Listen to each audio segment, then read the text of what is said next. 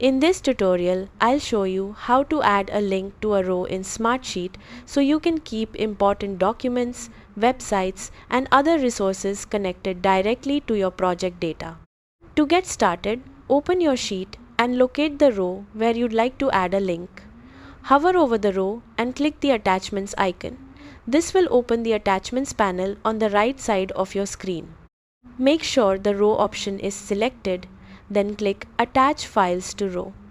Smartsheet will display several attachment options, including cloud storage services, file uploads, and links.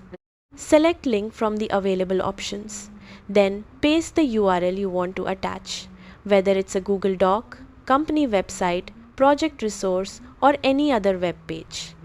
You can also enter a descriptive name for the link to make it easier to identify later.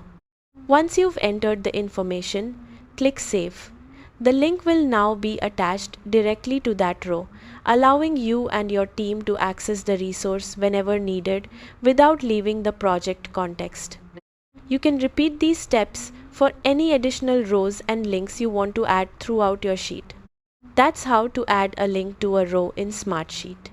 Thanks for watching, and I'll see you in the next tutorial.